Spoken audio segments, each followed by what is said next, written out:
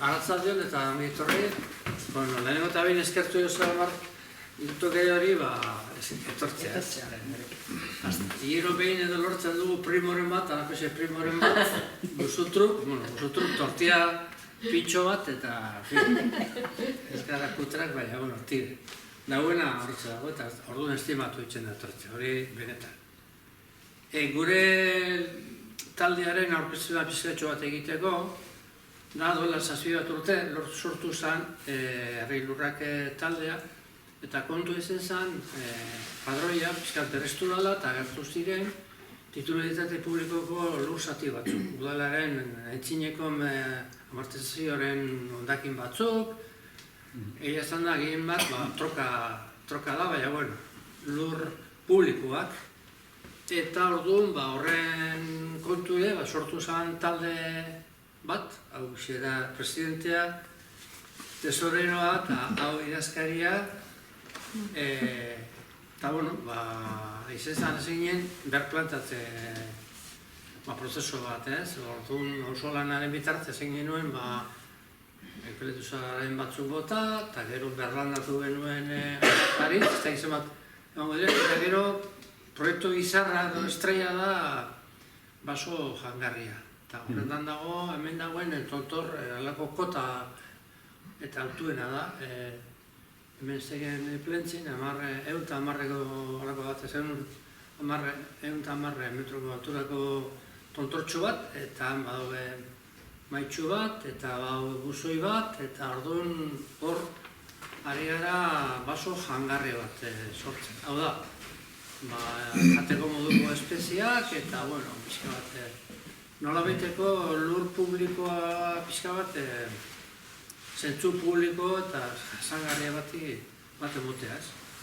Eta gero, haren kontura, hori dela hau izan da bosgarren kursoa, asmatu genuen, horren barruan edo, balako informazio estiloko soster bat, edo formazioarako historia da, hau da, hitzaldiren bat, edo, olako soserren bat, gero behin, jenteari pixkat eskaintzea, nola baiteko aukera bat informatzeko edo formatzeko edo inguru giro edo jasangarritasunen kontu. Orduan aurrekoa izan zen hori inaki egon zen ondakien kontuak, gaur zeu portu bizi, datorren ean izango da Ekopolen historia bat pixka bat zera, eta, hau izango da pixka bat, más menos kontestua, ez hortxe dauze konpak ezozara egiteko, más menos. Aurre.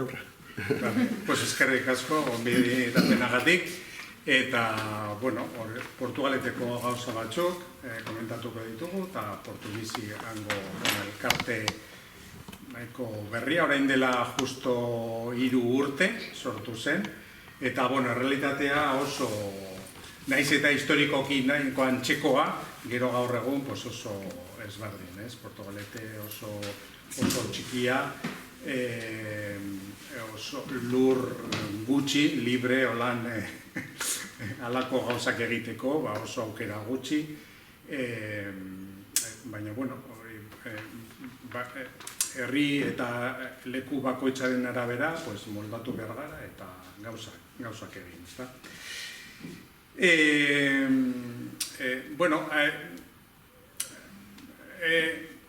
Planteatu genuen galdera zen hori zenolako herria nahi dugu, ezta? Eta galdera hori planteatzea importantea da.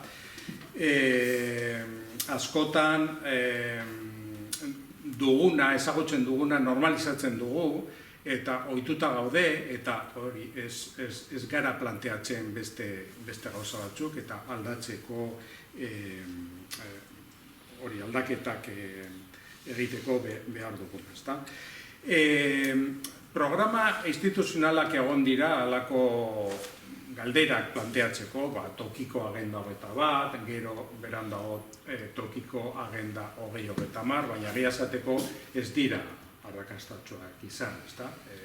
Egon zen hor mugimendu pizkat, baina gero geratu zen partaidetza, herriaren partaidetza hori etorkizunean nahi ditugun herriak eta lako gauza bideratzeko, herria zateko behintzatan Portugaleten, eta nik uste dut orokorrean, hor bertan berar geratu zirela, ezta? Eta, bueno, horregatik sortu zen Portubizi, hau da pizkat gure leloa. Portugalete atsegina ibilgarri eta berdeago lortzeko. Eta gauza hauek Portugaleten nahiko gogorrak, nahiko zailak dira. Ikusten zautzen duzue, Portugalete oso txikia eta dentsitate handikoa. Eta orduan, hori, elementu naturalak, zuhaitzak eta berdea eta hori izateko aukera gutxi. Eta ibiltzeko, dakizunez, oso aldapatxoa eta orduan zaila ere bai. Baina, hain zuzen, horregatik importantea da halako gauzak lantzea. Azkenean, hori jendearen eguneroko bizitza, bizikalitatea, osasunarekin eta azkenean iraunkortasunarekin oso lotuta. Eta horregatik, hor gaude lanean. Gure lehenengo proiektua hau izan zen, jolastokiak berdatu, ematen du gauza txikia dela, baina importantea, umeentzako, ongi izaterako, hezkuntzarako, eta herri moduan, azkenean jolastokiak, patioak, dira trama berdearen zatitxo bat, eta horren arabera importanta.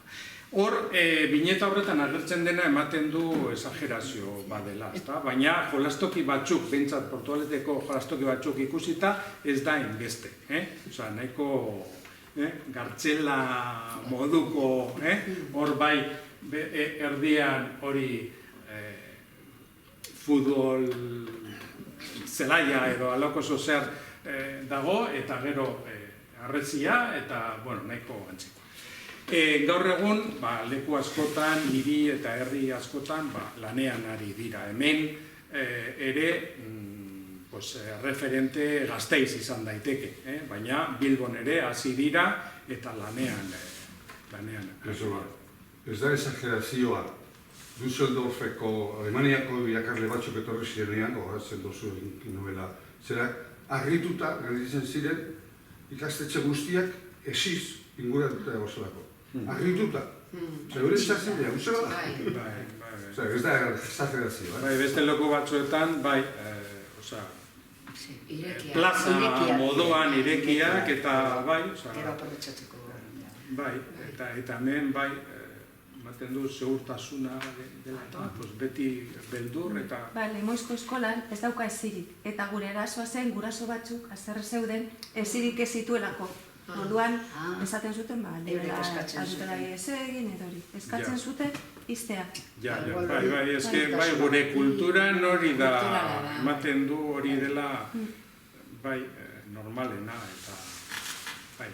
Baina, gero horretaz aparte, askotan, dana da zemento, hori jolasteko, baloiak jolasteko, eta,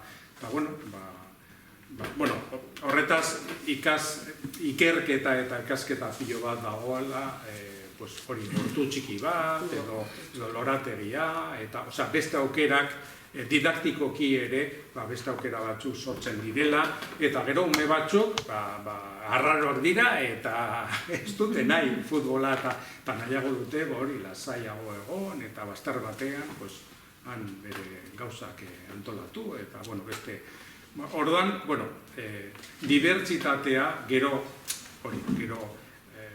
hor sortzen dira beste dinamika batzuk, normalean mutilak dira, futbolean gehien daudenak eta hartzen dute espazio guztia, eta hor beste dinamika batzuk sortzen dira. Gero beste, hemen, igual komentatuko gehiago, hemen lehenengo ideia zen, eta orkestu genuen mozio bat udal plenuan, eta aho batez, aprobatu zuten, baina Gero oso gutxi mugitu da. Osa, zio zer, bai, baina kostatzen zai, emoitzea, eta, bueno, hor gaude. Normalean, proiektu bat irekitzen dugu eta gero hor mantentzen da. Hor jarraitu behar duzu matraka ematen eta hor ez duzu, hau aprobatuta dago, baina ez duzu zer egin, eta, bueno, hor gaude beti. Bueno, orduan, hau da beste proiektu bat,